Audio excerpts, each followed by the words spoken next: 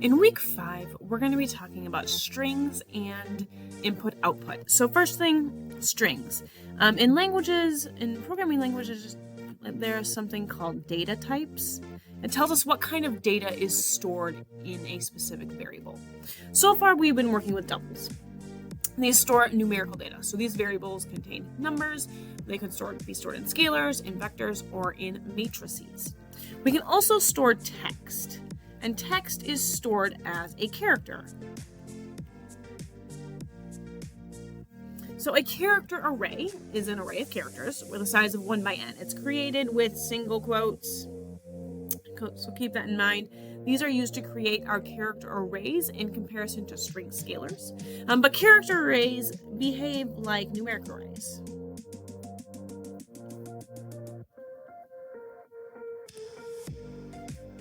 We can have a single character, we can have a row of characters.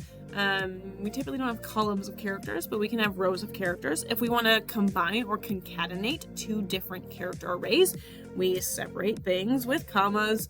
We stack things on top of which with semicolons. If we want to stack text on top of each other, they need to have the same number of characters, which is the same number of columns. So this is in general how we combine character arrays. They behave like numerical arrays, just like we've been doing for the last 2 weeks. In comparison, MATLAB also has something called a string scalar, which is created with double quotes, which treats that entire text as a single variable size 1 by 1. So these are easily grouped in arrays, just like numerical scalars. So this is one value, one value, one value, one value, one value. So even though they have different numbers of characters, they are still considered scalars. They're still considered 1 by 1s. So those are really nice to use when we have to group things together. And we can see I have semicolons stacking things on top of each other. And this works because they're all 1 by 1s. Just as a note, the string function converts character arrays to string scalars. It also works with numbers / doubles. So we can also use the string function to convert this 15 into a character or a string scalar, which is really nice because then we can go ahead and concatenate strings together. To concatenate strings together, we can use just the plus. So we're adding 2 strings together. This allows us to use our numerical addition to indicate we want to put a string next to each other. So this would create one string scalar, text 1 space text 2, where it's another 1 by 1 string that's a scalar, where I have 2 different or 3 different texts combined. So the reason why we want to know about numerical data versus text data is because we're going to start purposefully displaying things to the command window. We already know we can leave the semicolon off to have our default display to the command window.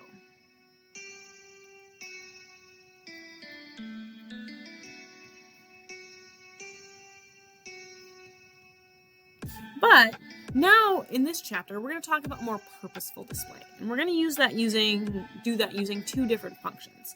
First is the disp function. It's used to display data stored in variables or text to the command window. And here's different ways we can use it. There's always one input to our display function. We can input a single variable. So here, if this variable stored a number, we can display that variable to the screen.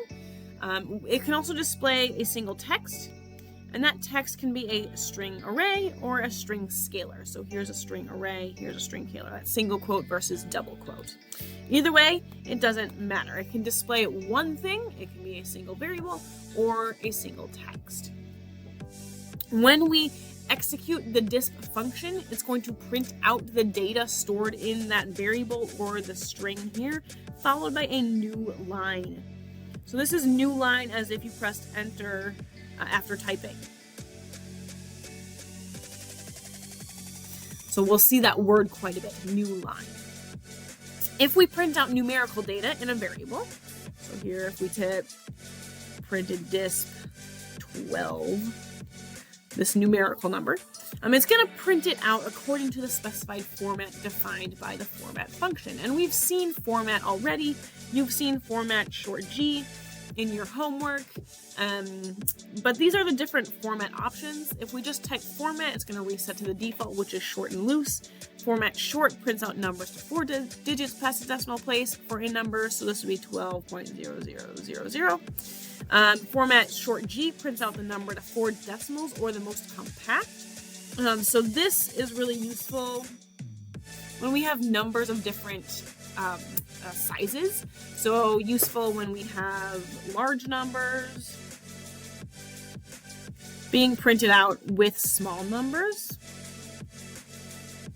So it's going to do the most compact, which is usually deciding between an integer, deciding between 4 digits past a decimal, or scientific notation.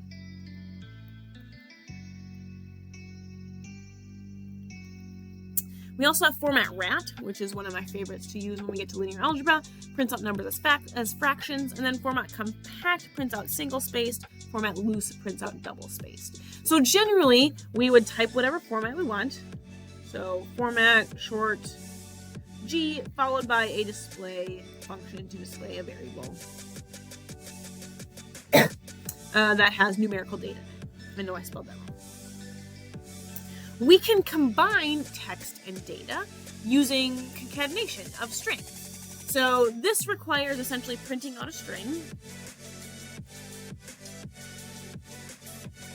scalar or string array with data converted to a string.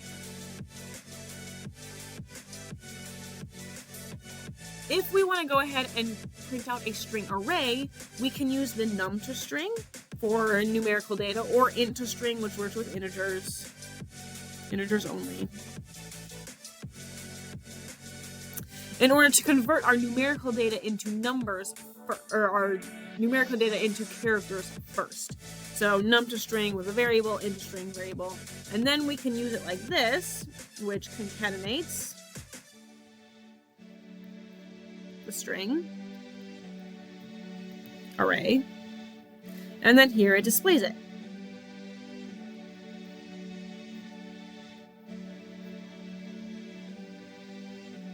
So I can say I'm putting the word text next to, here's my space here, next to this variable converted to a string, next to this text. So I'm creating a new string array and I'm printing that out. Our second option is just to use string scalars, where we can just add scalars together in order to concatenate them. And it turns out we don't even need to convert, it's automatically converted. So this variable here will be automatically converted. The proper term for that is casted.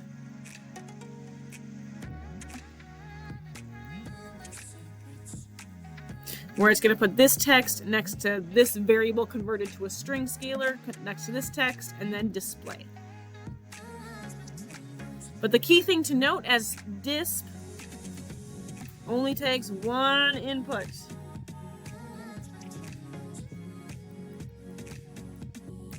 So that means it can be one variable, or it can be one string where you have just text, or numerical data converted into strings and concatenated with other strings. But it's only ever one input. So that's our first function, disp, to purposely display stuff to the command window, as opposed to leaving the semicolon off. The second function is the fprintf function, and it allows us to display data to the command window as well, but it's in a specific format, extremely specific format. We are responsible for everything that's printed out with fprintf in order to identify how we want things printed out. And when we have fprintf, we have the fprintf function followed by open close parentheses. Inside of here is essentially how we want to display the data, extremely specific. And then if we want to combine text and data, fprintf actually is really nice to do this. It allows us to just determine which variables we want to print out. Unfortunately, the fprintf function is fairly complex and fairly complicated, so we will build it one piece at a time. But the key thing to remember is it is extremely specific. We need to be explicit about every single character we want printed out using fprintf. So there are some shortcut characters that we can use with fprintf. These are used to produce white space or special characters. So if I want to indicate that I want to go to the next line, I would do \n. If I indicate I want to do a tab between text or between data, I can do the \t. And then here, / is called an escape character. So it's reserved to indicate that there's a special character that follows this slash. So here's some options. Also, %sign is used for comments, and then quotes are obviously used in order to create text. So here's some special ways that we can print out a single slash. We type 2 backslashes to print out a single backslash. 2 %signs to this is for format specifiers or operators. So if we want to print out a single %sign, we would type 2 %signs. If we want to print out a single quote, we would type 2 quotes.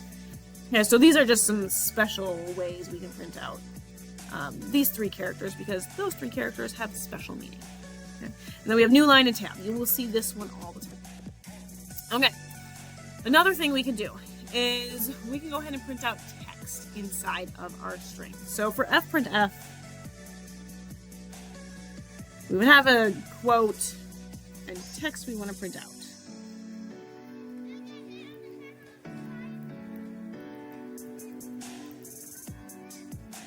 That is enough. If we just want to print out text, we just do it in our quotes. However, if we want to insert some data in here, let's say we want to print out a number.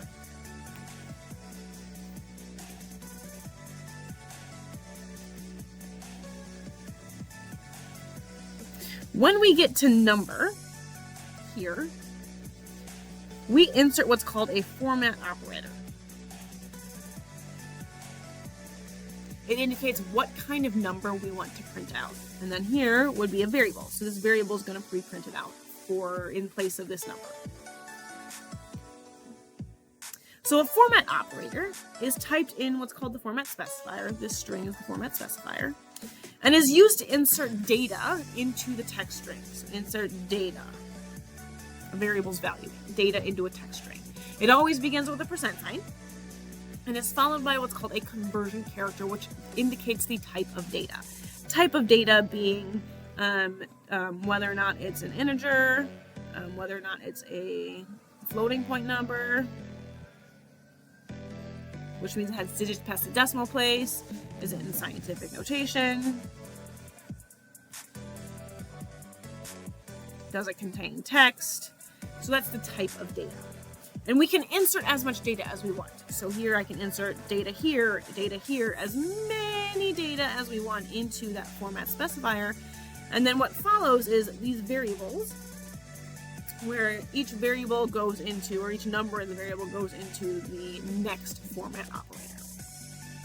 So when the fprintf function is executed, each character is explicitly printed out to the command window.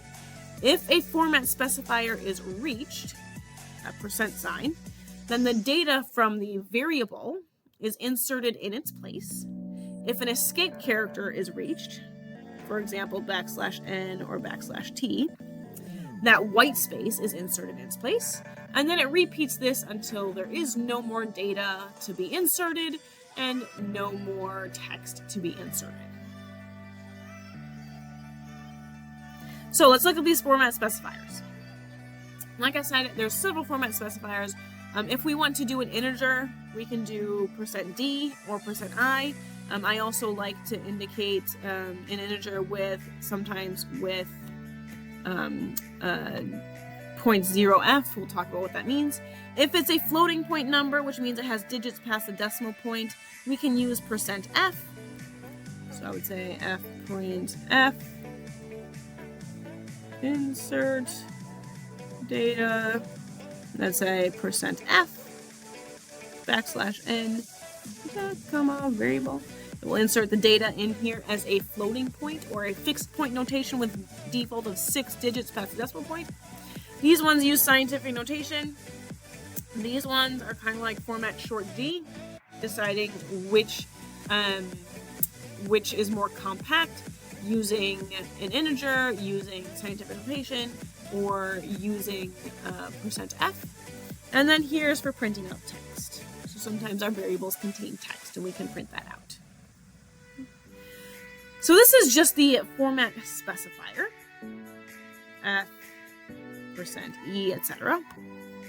Between the % and the format specifier, there are some options, or conversion character, there are some options we can insert here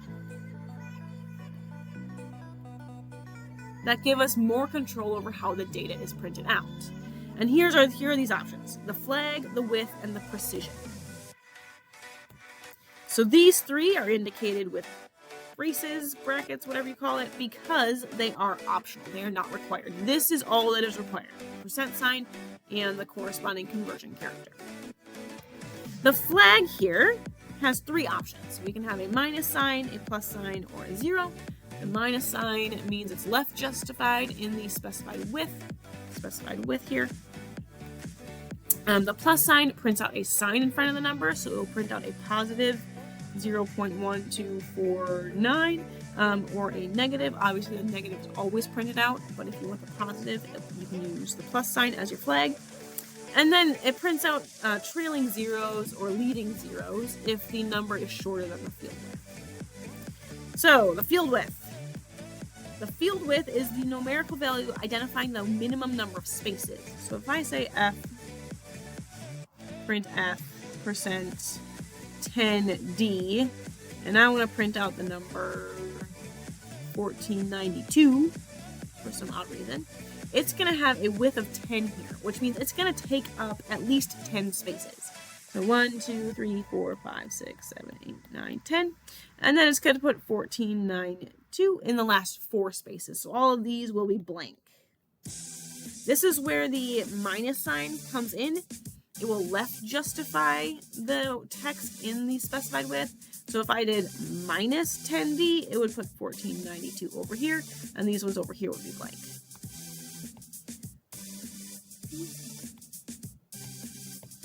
So you can see we have lots of control. We also have the precision. So the precision is one that's used the most often of these optional, and it's identifying the number of digits to print out past the decimal point. So if I say f print f, let's say, my width of, or my flag of plus, so I'm going to print out a plus sign or a negative sign for my number. And then let's say 10.4f, and I want to print out the number pi. This is what it would print out as. It would have a width of 10.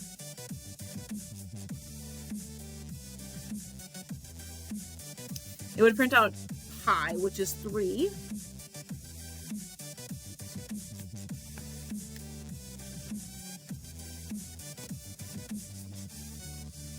It would print out 4 digits past decimal place. So 10 is my width. This is my width. 4 is my number of digits past the decimal place. This is my precision. This period takes up a space. And then I'm printing out the number pi. So I'm inserting pi here. So 3.1415. And then this plus sign is my flag. And that means it would put a plus sign in front of pi. So that's how fprintf would print out this number. So you can see I have a lot of control over how to print out my data. But those are the 3 optional pieces we have when we print out our data. We only need a conversion character, so a % followed by a conversion character. But we can add in additional options: flag, width, and precision. Precision is always followed by a period. So I could say fprintf %.3f. That will print out 3 digits past the decimal place, and I don't have a width here, it's just the precision. But we have explicit control over how we want things to be printed out. The last thing to talk about in this section is to talk about reading in data to and from a file. So if we have, so one of the options is the load and save function. I'm not going to spend a lot of time on these, but we can go ahead and use the load function to import data into the workspace of a file. These work with text readable files,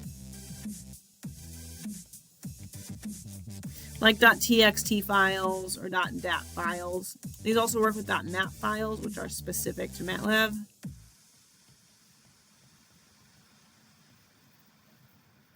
They're also called ASCII files, but they're text readable, something you would open in a text editor. But we would just say load and then the name of the file. And that's really how it works. If it's a mat file, a .mat file, then we have some specific options because .mat file essentially saves the workspace.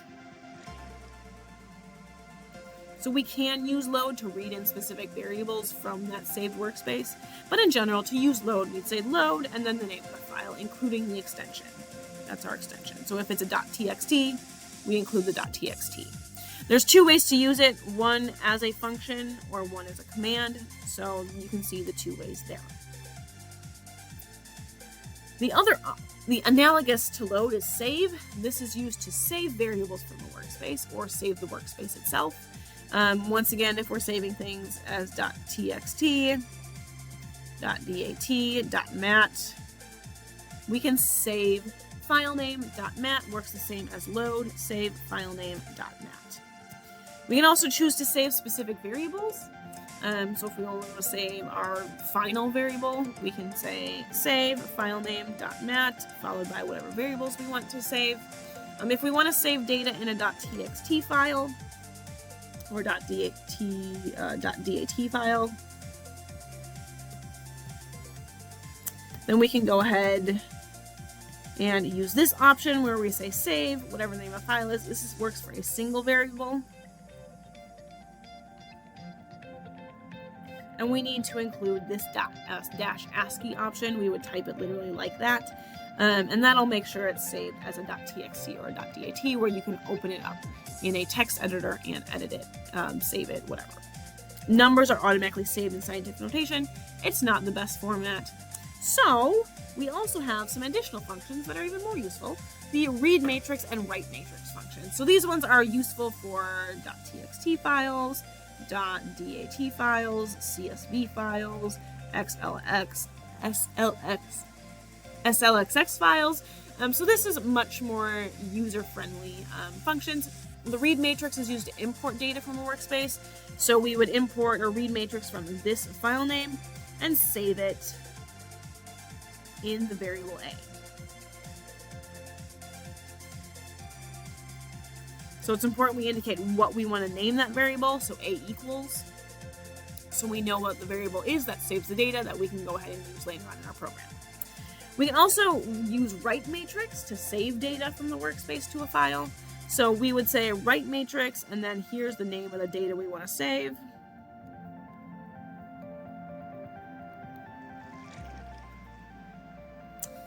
So what variable it is, and then the name of the file. So including that extension here. So is it a TXT file, CSV file, etc. One thing to note is we can only save one variable at a time.